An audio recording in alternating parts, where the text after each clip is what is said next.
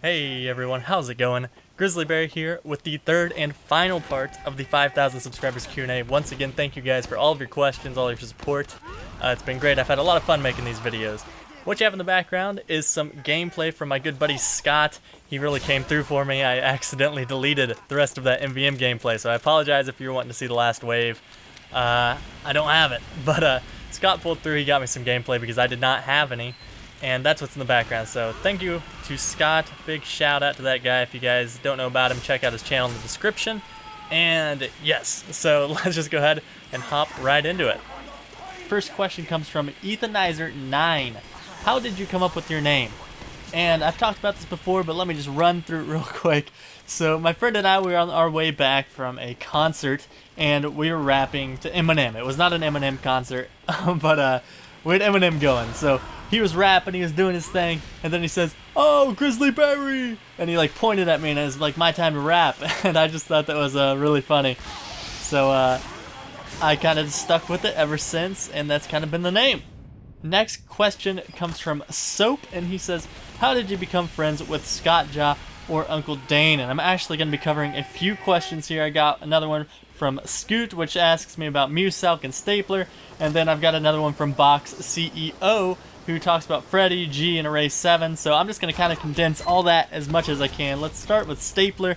Stapler was really my first guy that I met, and we met through a post on Reddit. Somebody had asked about some new YouTube commentators, and somebody threw out both of our names. We got in touch, and we decided to make a video. And Stapler's one of those guys, when you talk to him for the first time, he puts you at ease. He's very easy to talk to. He's very friendly.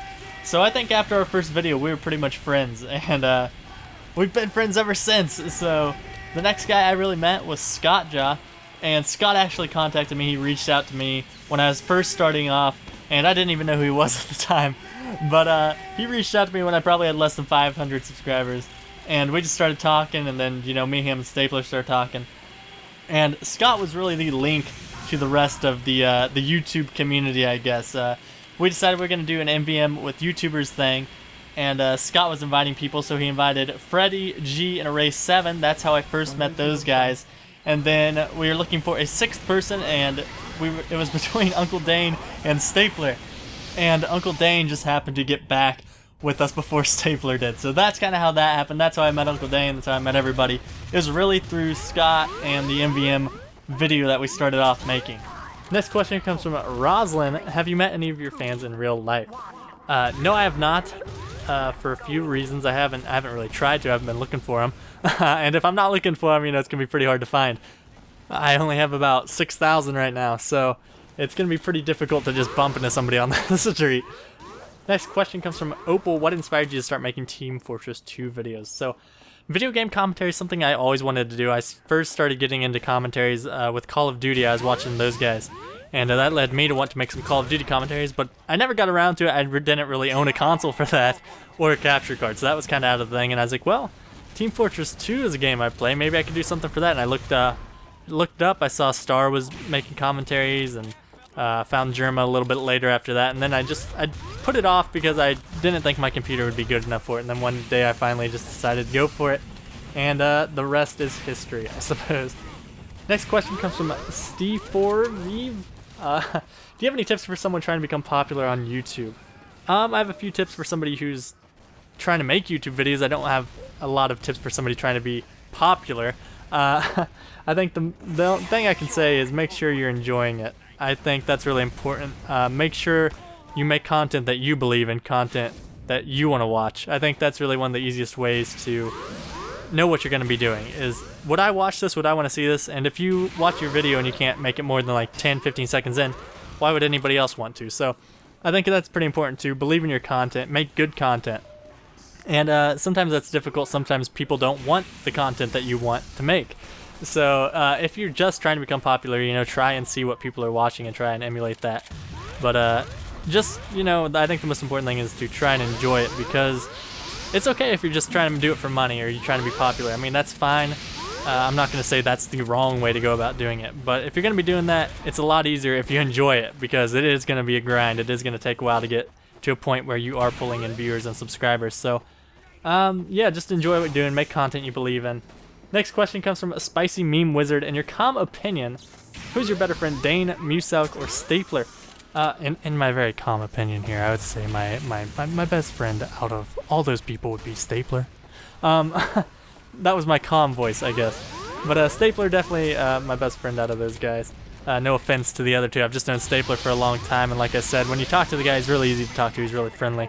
And we kind of started at the bottom together. We both had a low subcast. We've kind of come up through this whole YouTube thing together, and I think that's really made us better friends. So, next question from Blueberry. How many subscribers did you think you would have a year ago? A year ago, I don't even know. I had less than 1,000 a year ago, so I don't know how many I knew I'd have. I didn't think I'd have this many.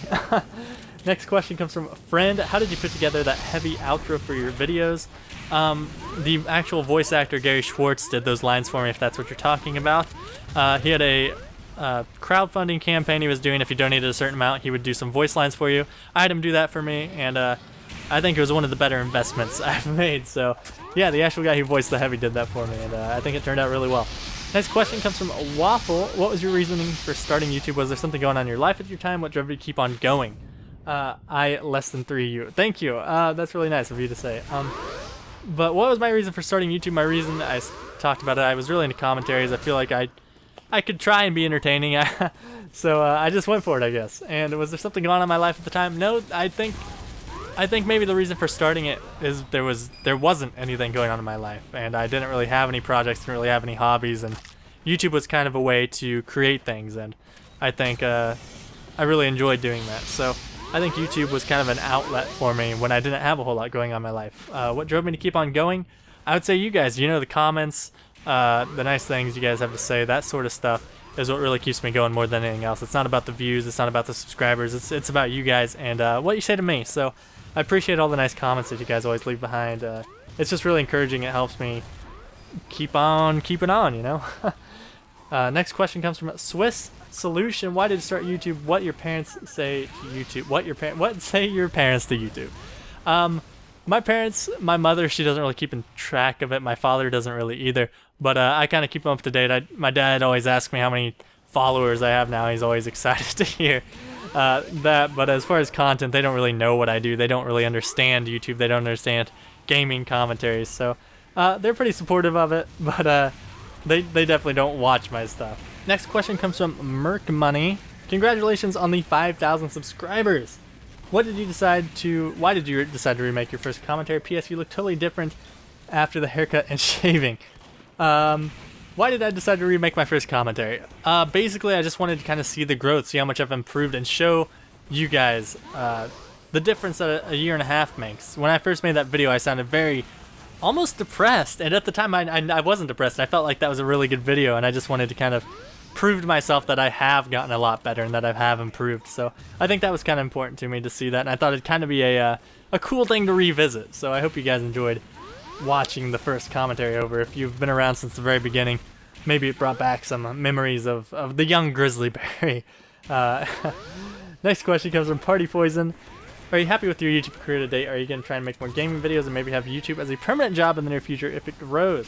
Am I happy with YouTube? Yeah, I've been extremely happy with the success I've had, the amount of views, all the comments that you guys put down below. Yeah, I mean, I'm really happy with it. I didn't think I'd make it this far, and I think more importantly than anything else, I've met some great people. I've met Dane and Stapler and Scott, a lot of other people that I haven't mentioned. And, it's been a really great experience doing the whole YouTube thing, and there's a lot of stuff that I feel like I'd be missing out on if I hadn't done it. So it's not so much about the numbers, but the experiences and the friendships that I've made because of it, and that's why I'm really happy with it more than anything else. As for making more gaming videos, stuff that maybe isn't TF2, I wouldn't mind doing that. Like I've said in the past, Team Fortress 2 will probably always be the main focus of this channel. I'm going to throw in probably as a disclaimer. But I really enjoy Team Fortress 2 more than any other game I've ever played, but I also do enjoy playing other games. Because of YouTube, I have started getting into more games, so occasionally I will be posting other videos, but I just haven't been playing a whole lot of different games besides TF2. YouTube is a permanent job in the near future. Right now, that's definitely not realistic. I'm not counting on that at all. I'm planning on going back to school in the fall, finishing up my degree. If YouTube spiraled out of control and I grew incredibly within the next year or two, and somehow it became a substantial income for me. I don't know what I'd do. That would be incredible, but I'm not really counting on that by any means. Next question comes from Weewoo the Minty Margay. Why did you when did you choose to do YouTube for a living, and why did you shave? I don't do YouTube for a living. That'd be incredibly cool if I did, but I don't. So if I did choose to be doing that, I'd have a very meager lifestyle, and by meager I mean I'd be living on the street. Why did I shave? Like I said, just got kind of tired of it. Next question from Ancient Crow. Hey Barry. Hey, how's it going? What have been some of your most memorable ups and downs in making videos? When you say most memorable down, one video comes to mind, and it was the Valentine's video I did this year. Oh my gosh, it was so bad. I thought the idea was gonna be like really good, and I did it, and I was like, this is kind of awful. And I decided to spice it up. I was gonna sing like a song in the back, so I sang like this really depressing love song. And I don't know what I was thinking at the time. I had it rendered out, I had it uploaded, and I showed it to Scott and Stapler, and they're like, dude, what are you doing? This is awful. I was like, I know, and it was just the worst video I had ever made, and it was just, I was just so embarrassed. I just didn't know what to do with myself. But I managed to like get it taken care of. I took out the song and I put in something else like a little more upbeat, and it turned out to be pretty decent. Definitely not a video that I'm super proud of, but it turned out okay. Memorable ups, probably anything that I've done with my friends, like the horse video. I really enjoyed doing that. It was a really big process making that video, but I really enjoyed it, and it's cool to see how many other people have viewed that and how many people have enjoyed it as well. So I think all the time I put into that video, definitely worth it. New Pew Pew Gun asks, what do you expect to achieve on YouTube the next couple of months / this year? Or do you even expect to achieve anything? Congratulations on 5K subs. Thank you, New Pew Pew Gun. What do I expect to achieve? I would say I expect to grow a little bit more. I'm not really setting any goals for myself moving into the rest of the year here. I'm just going to try and keep doing my thing, making videos. So hopefully you guys will continue to watch them. Hopefully you guys will enjoy them. I don't really have any specific goals. I know a lot of people say, I want to have this many subscribers by this day. I want to be having this many views, all this stuff. But I'm not too worried about that. I just want to continue making content that you guys enjoy. Midget Appfell, you've asked me some questions before because I remember that name. After uploading a video, how many times do you revisit to read the comments? Every time I get a comment, I go back. So if you guys leave comments, I see every single comment. I don't reply to all of them. Sometimes, it's just because I don't really have anything to say to it. But I read every single comment. I always go back, revisit. So yeah, if you leave a comment, I'll see it. Next question, the 7.62 man. How do you get ideas for videos? I really want to post more videos, but I don't have many ideas. That's a good question. You just kind of have to sit there and think about it. Sometimes I'll just be talking with Stapler or Scott, somebody, and something will come up and be like, oh, I can make a video over that. Or sometimes they're just kind of organic, like you just hop in the game you're playing and you just happen to be recording and stuff kind of falls into place for live videos. But as far as like topic centered videos, you just kind of have to think about what you want to say, what you have to share with people. So that's all I can really say about that. There's not really any secret. You just have to think about it. Next question comes from Zo Tao Tai. What is your setup for your videos, and how do you make your thumbnails? Setup for the videos, I'm not sure if you mean my computer setup. I've just got a single monitor. I've got a microphone on a stand. It's nothing too crazy. If you go to my 1,000 subscribers video, I briefly show off my setup. I don't have it with me right now, or else I would show it for you guys, but maybe in the future. How do I make my thumbnails? Usually I make them in Source Filmmaker, and then I go into Photoshop to add text, that sort of thing. Sometimes I'll have somebody else do it. I have a guy, there's a guy named Squid Cubed. He makes a lot of thumbnails for me and some other guys, and he always does a really great job. So sometimes if I'm in a rush, if I don't have time to make it myself, I'll go to Squid Cubed or somebody else, and they'll make it for me. Next question from Obsidious Knight. What changes or new video ideas would you like to do on your channel? I don't know. I'd like to do a lot more stuff that's really edited, similar to my horse video. I really enjoy doing that sort of thing. Dual commentary, like live stuff, I always enjoy doing that with my friends, that sort of thing. So I don't really have a whole lot of new and original ideas. I've been thinking about doing a how to play MVM series for beginners on 2 cities, even though that's kind of old, so I haven't really done it yet because I don't know if anybody would want to watch that. But how to play MVM, that's something I've been thinking about doing. Other than that, I've got a few ideas locked up, but I don't really want to divulge them quite yet. So I do have some stuff in store, but you guys will have to wait and see what that is. Next question comes from Wish. Do you think that other TF2 YouTubers such as Star and Jeremy should return? And if you don't, do you think that they should play Overwatch as their primary game? You know, that's really up to them to decide. If they're not having fun with Team Fortress 2, I don't want them to be forced to make videos. So if they don't want to come back and they don't want to make Team Fortress 2 videos, that's fine. You know, they've moved past that. They're on to something else. They've probably played TF2 so much and made so many videos that they're a little tired of it. I don't blame them. So do I think they should come back? I mean, only if they want to. But should they play Overwatch as their primary game? You know, that's not for me to say either. But if they like Overwatch, you know, I'm fine with that. I'd be fine with watching lots of Overwatch content. So if that's what the direction they go, I'll still watch them. I'll still support them just because I like who they are as people. So that's kind of my answer to that. Next question comes from Professor Pikachu. Why does your name say Barry instead of just Bear? So my last name is Barry. There you go. Pretty simple answer to that question. I thought it was my friend, like I said, Grizzly Barry is how I got the name there. So I just thought that was pretty funny, and I've just kind of stuck with it ever since. And it looks like that wraps it up. So that is all the questions we have. Thank you guys so much for all the questions you've left, all the support, all the encouragement, everything throughout this whole, you know, 5,000 subscribers. That's been incredible. So thank you guys for that. I really can't express my gratitude enough. So thank you guys so much. I really appreciate it. And here's the 5,000 more, I guess. But thank you guys so much for watching. I will contact the winners of the Bills hats within the next few days, so keep an eye on your Steam messages for invites or just a message that I sent you if you are already on my friends list. So thank you guys so much for watching. I really appreciate it, and I will talk to y'all later. Have a good one, guys. Bye.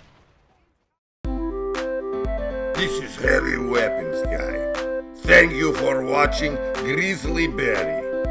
Now click that little red button. Ha ha!